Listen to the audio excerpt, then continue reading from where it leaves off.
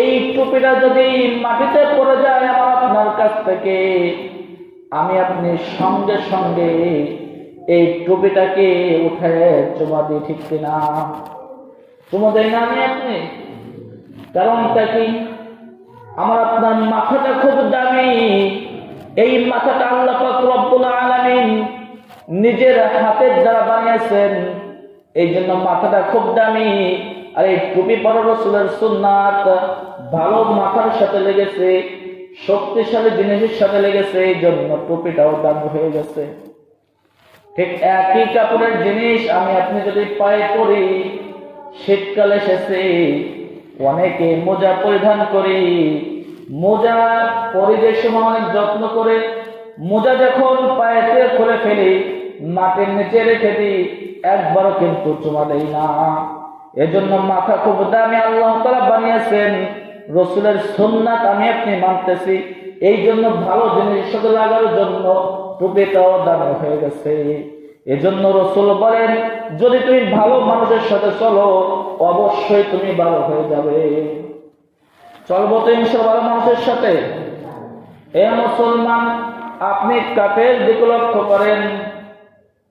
কাঠ তো অনেক প্রকারই আছে।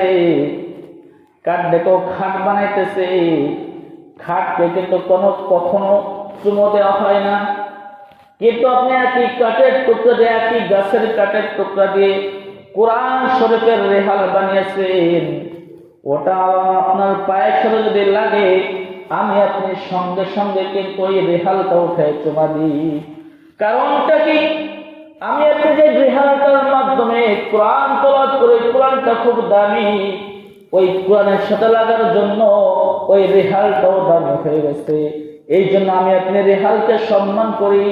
এজন্য মুসলমান বলেন, ইয়া আইয়ুহাল্লাযীনা আমানুত্তাকুল্লাহ, আল্লাহকে ভয় করো, কুনু মা'আস সাদিকিন, এবং সত্যবাদীদের সঙ্গে থাকো। সত্যবাদীদের সঙ্গে থাকলে এই দুইটা ফায়দা হবে, দুনিয়াতেও ফায়দা, পরকালেও ফায়দা হবে। আমার আপনার বন্ধু যদি ভালো মানুষ হয়, আমার আপনার বন্ধু যদি নেককার হয়, এই দুনিয়াতেও ফায়দা হবে, পরকালেও ফায়দা হবে। দুনিয়ার ফায়দা কি?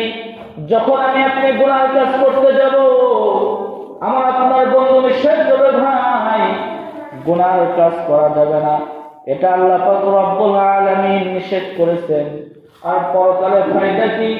যখন আমার আপনার বন্ধু মারা যাবে, আমার আপনার জন্য দোয়া করবে, গো আল্লাহ, আমি যেমন ভালো কাজ করে দুনিয়া থেকে এসেছি, আমার বন্ধু যেন ভালো কাজ করে এবং সেও যেন আমার মতো জান্নাতে আসতে পারে। এ মুসলমানের বানানোর কথা নাই। আলী রাদিয়াল্লাহু তাআলা আনহু থেকে বর্ণিত, দুইজন খারাপ বন্ধু, দুইজন ভালো বন্ধু, দুইজন খারাপ বন্ধুই মারা গেল। একজন খারাপ বন্ধু আগে মারা গেল, পরের জন পরে মারা গেছে। যে আগে মারা গেছে সে দোয়া করতো, আল্লাহ, দুনিয়াতে আমি যার সাথে চলাচল করতাম, সে আমাকে কখনো নিষেধ করে নাই যে বন্ধু তুমি ভালো কাজ করো না। আমি যে খারাপ কাজ করে এসেছি, আমার ঠিকানা যেমন নাকি জাহান্নাম হয়েছে, আমার বন্ধু দুনিয়ায় রয়েছে, তার ঠিকানা তুমি জাহান্নাম দিয়ে। বলেন নাউযুবিল্লাহ। আল্লাহর কাছে দোয়া করতে থাকে। আর যদি একজন সৎ মানুষকে বন্ধু বানান, সৎ মানুষ